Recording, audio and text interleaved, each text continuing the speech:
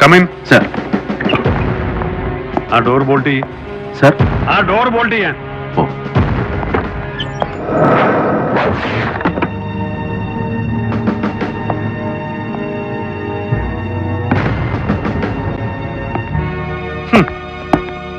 ഇപ്പൊ കഴിഞ്ഞത് 24ാമത്തെ കോൾ. ഇന്ന് നേരം വെളുത്തപ്പോ മുതൽ നിന്റെ അട്രോസിറ്റീസിന്റെ പേരിൽ ഇനി നാളെ എംപ്ലോയീസ് കോൺഗ്രസിന്റെ വക ഇവിടെയും അങ്ങ് സെക്രട്ടേറിയറ്റിന്റെ മുന്നിലും പ്രതിഷേധ യോഗം. ഇടുക്കിയിൽ ജോസിന്റെ ഭാര്യയും മക്കളും ഒടുങ്ങിപ്പോയതിന്റെ പേരിൽ അവന്റെ അമ്മയുടെ ആക്ഷൻ കമ്മിറ്റി വക 8 മണിക്കൂർ ഹർത്താൽ. ഇതെല്ലാം പോരാഞ്ഞിട്ട് DG അടക്കം സകല ഏമാമാരുടെയും തെറി കൊണ്ട് അഭിഷേകം എനിക്ക്. നിർലോഭം നീ കാരണം. എടുത്ത് മാറ്റണം എന്റെ മോന്തയ്ക്ക്. അവന്റെ ഒരു പുച്ഛം. സർ. നരി, പുലി, ഇടിയൻ, കടുവ, വലിയ പഥ്യമാ നിന്നെ പോലുള്ള പെറ്റി ഓഫീസേഴ്സിനൊക്കെ ഇതുപോലെ ഓരോ ദുഷ്പേര് കേൾപ്പിക്കാൻ. എന്നിട്ട് അതിന്റെ പേരിൽ ഷൈൻ ചെയ്യാൻ. എന്നിട്ട് അതും വെച്ചോണ്ട് കണ്ടവന്റെ മുതുകത്തോട്ട് കുതിര കയറാൻ. അല്ല സാറിന് എന്തിനാണ് സാർ എന്നെ വിളിപ്പിച്ചത്? അത് പറഞ്ഞില്ലല്ലോ ഇതുവരെ. ശബ്ദവൃത്തി സംസാരം എന്നോടല്ല, അത് താഴെ ശിഹാബിനെ പോലുള്ളവരോട്, കൺഫേർഡ് IPSകാരോട്. അത്ര മതി, കേട്ടല്ലോ.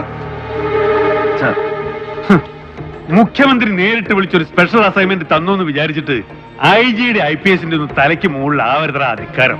നിന്നെ പോലൊരു പെറ്റി അസിസ്റ്റന്റ് കമ്മീഷണർക്ക് അത് നരിയായാലും പുലിയായാലും.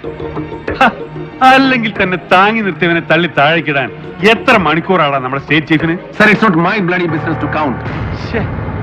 ഇപ്പോഴും ഇതെന്താ നീ ഇങ്ങനെ? എന്താണ് നിന്റെ കോംപ്ലക്സ്? എന്തിനാ നിന്റെ ഈ frustration? Cut the road sir. What? I said cut the rubbish please. കഷ്ടം. എത്ര ശാസിച്ചാലും ശരി, എത്ര ഉപദേശിച്ചാലും ശരി, അടങ്ങില്ല. ആങ്കർ അൺബ്രൈഡൽ. അത് തന്നെയാ നീ ഇപ്പോഴും എപ്പോഴും. അല്ലടാ, സാർ വിളിപ്പിച്ചത് എന്തിനാണെന്ന് പറഞ്ഞില്ല.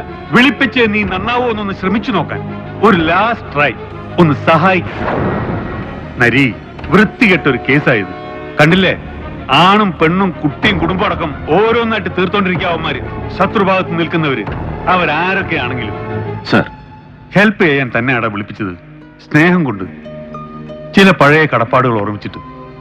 ഏതെങ്കിലും ബെറ്റർ ഏജൻസിയെ കൊണ്ട് അന്വേഷിപ്പിക്കാൻ മുഖ്യമന്ത്രിയോട് നമുക്ക് റിക്വസ്റ്റ് ചെയ്യാം. നിന്നെ ഒഴിവാക്കി തരാം. You just withdraw or wrap it up. ഇല്ലെങ്കിലോ സർ? ഇല്ലെങ്കിൽ പിന്നെ ജലപാലിനെ നീ തല്ലിയ ഇൻസിഡന്റ്, ഫോറസ്റ്റുകാരുടെ സ്റ്റേറ്റ് വൈഡ് പ്രൊട്ടസ്റ്റ്, പിന്നെ നീ ചോദ്യം ചെയ്യാൻ വിളിപ്പിച്ച ജോസിന്റെ ഫാമിലി ചത്തുമലച്ച് കുപ്പക്കാട്ടിൽ കിടന്ന അടക്കം നിന്റെ നൊട്ടോറിറ്റിക്ക് എല്ലാം ചേർത്ത് ഒരു സസ്പെൻഷൻ ഓർഡർ അടിച്ച് കയ്യിൽ വെച്ച് തരും. തൊപ്പി ഞാൻ ഊരി വെപ്പിക്കും. തൽക്കാലത്തേക്കായാലും അതിനപ്പുറത്തേക്കായാലും. Then better you do it, sir. എന്താണ്? I said prove your balls. ആ പാട്ടി തന്റെ തൊലഞ്ഞുപോലെ റോഡിൽ കിടന്ന് പൊട്ടിത്തെറിക്കണ്ടെന്ന് ഒരു ഔദാര്യം കാണിച്ചപ്പോ യു ഡെഡി ബീസ്റ്റ്. ബീസ്റ്റ്, അനിമൽ, മൃഗം, നരാധമൻ. നരേന്ദ്രൻ എന്ന സാധാ സബ് ഇൻസ്പെക്ടർക്ക് ബീസ്റ്റ് എന്ന വിളിപ്പേര് കൽപ്പിച്ചത് ഒരു ഫസ്റ്റ് ക്ലാസ് മജിസ്ട്രേറ്റാ. പണ്ട്, ഒരുപാട് കൊല്ലം മുമ്പ്, പഴയ ഹസൻ മൊയ്തീൻ കസ്റ്റഡി മരണ കേസ്. പറയണോ? പഴയത് ഓരോന്ന് ഓർമ്മിപ്പിക്കണമെന്ന് ഞാൻ. IPS വൈസ് ബാലഗോപാൽ എന്ന് assistant superintendent of police as trainee. Narendran എന്ന പെറ്റി സബ് ഇൻസ്പെക്ടർക്ക് സ്റ്റേഷൻ ചാർജ്. ചട്ടം പഴക്കാൻ ഇപ്പൊ താഴെയായി പോയ കൺഫേർഡ് IPSകാരൻ മലപ്പുറം ഡെപ്യൂട്ടി SP ഷിഹാബുദ്ദീൻ. അന്ന് നിലമ്പൂരെ പഴയ പറ്റുപടിക്കാരി കെട്ടിലമ്മയുടെ പ്രീഡിഗിരിക്കാരി പുത്രിക്ക് ഒരു കത്ത് കൊടുത്തുപോയ വൈരാഗ്യത്തിന് അവരുടെ റബ്ബർ എസ്റ്റേറ്റിന്റെ പുകപ്പുരയെന്ന് ഷീറ്റ് മോഷ്ടിച്ചു വന്ന കള്ളപ്പരാതിയിൽ ഹസൻ മൊയ്തീൻ എന്ന പാവം ഡിഗ്രി വിദ്യാർത്ഥിയെ നിങ്ങൾ ഒരു അർദ്ധരാത്രി കസ്റ്റഡിയിൽ എടുപ്പിച്ചു. എന്റെയും ഷിഹാബിന്റെയും എതിർപ്പിന് കൂസാതെ AR ക്യാമ്പിലെ വിറകുപുരയിൽ നിങ്ങൾ ഹസൻ മൊയ്തീനെ ചോദ്യം ചെയ്തു. ഒരു രാത്രിയും ഒരു പകലും മുഴുവൻ പാവം 19 വയസ്സുകാരനെ ഇരുത്തിയും കിടത്തിയും ഉരുട്ടിയും കീഴ്മേൽ കൊളുത്തിയും ഗരുഡൻ പറത്തിയും ഭേദ്യം. ഒടുവിൽ അസ്ഥാനത്ത് ഒറ്റച്ചവിട്ടിന്റെ കയ്യബദ്ധം. രക്തം വാർന്ന് വീണ് വിളറിപ്പോയി നിരപരാധിയെ സർക്കാർ ആശുപത്രിയിൽ എത്തിച്ചത് സബ് ഇൻസ്പെക്ടർ നരേന്ദ്രൻ, നരാധമൻ, മൃഗം. സ്പെഷ്യൽ ലീവ് എടുത്തവന്റെ ദണ്ണക്കിടക്ക് കാവൽ നിന്നത് 10 രാവും 10 പകലും നരേന്ദ്രൻ, ദ ബീസ്റ്റ്. 11-ാം പക്കം ഹസൻ മോദിന്റെ ചൂടിറങ്ങിപ്പോയ കിളുന്ത് മയ്യത്തെടുത്ത് പോസ്റ്റ്മോർട്ടത്തിന് കിടത്തുമ്പോ പുറത്ത് മോർച്ചറി വരാന്തയിൽ ഇരുട്ടിൽ ഷിഹാബുദ്ദീൻ ഒരൊറ്റയാൾ സാക്ഷി. ബാലഗോപാൽ എന്ന young deft dashing debonair IPS പുതുമോടിക്കാരൻ നരേന്ദ്രൻ എന്ന പെറ്റി സബ് ഇൻസ്പെക്ടറുടെ ബൂട്ടിട്ട കാലിൽ കെട്ടി വീണ് കരഞ്ഞു. മൂക്കിന് താഴെ രോമം കെളുത്ത ഒരാണും കറിയാത്തതുപോലെ. അത്ര നാണം കെട്ട്, അത്ര അറപ്പിച്ച് കഷ്ടിച്ച് 8 മാസം സർവീസ് തികച്ചിട്ടില്ലാത്ത പുത്തൻകൂറ്റുകാരൻ IPS ട്രെയിനിയെ പട്ടം കൈവിട്ടു പോകാതെ സംരക്ഷിച്ചെടുക്കാൻ ഡിപ്പാർട്ട്മെന്റിൽ വർഗബോധമുള്ള അപ്പർ ക്ലാസ് ബുദ്ധിശാലകൾ കച്ചകെട്ടി ഇറങ്ങിയപ്പോ വിറ്റ്നസ് സ്റ്റേറ്റ്മെന്റ്സും റിപ്പോർട്ട്സും എന്തിന് ചത്തവന്റെ മൊഴി അടക്കം സകല റെക്കോർഡ്സും കീഴ്മേൽ മറിഞ്ഞു ഒറ്റ ദിവസം കൊണ്ട്. ഒടുവിൽ പെട്ടുപോയത് ഹസൻ മൊയ്ദിനെ കസ്റ്റഡിയിലെടുത്ത സ്റ്റേഷൻ ചാർജുകാരൻ സബ് ഇൻസ്പെക്ടർ നരേന്ദ്രൻ ഒറ്റയ്ക്ക്. ക്ഷമിച്ചത് സത്യം വിളിച്ചു പറയാൻ എന്റെ നാവിനും നട്ടല് പറഞ്ഞിട്ടല്ല, പുറത്തു തന്നത് മനസാക്ഷിക്ക് മലപ്പുറം പോലീസ് ക്യാമ്പിലെ പീരങ്കി മൈതാനത്തിന്റെ വിശാല വിസ്തൃതികളുകൊണ്ടുമല്ല, നരച്ച് ജലബാധിച്ചൊരു വൃദ്ധന്റെ കണ്ണീരിന് മുന്നിൽ നിശേഷം തോറ്റുപോയത് കൊണ്ട്.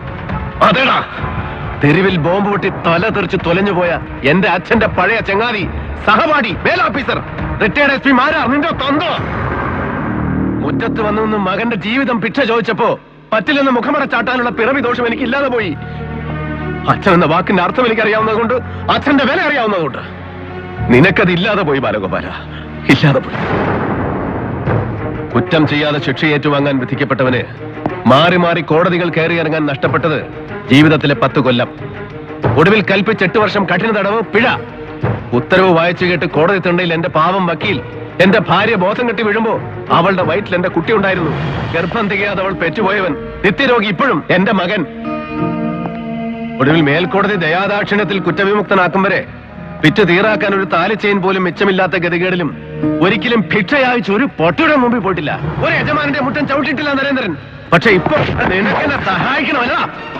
ഓർമ്മയുണ്ടോ, ഒരിക്കലൊരു രാത്രി എന്റെ വാടക വീട് അന്വേഷിച്ചു പിടിച്ചു വന്നു SP ബാലഗോപാലൻ.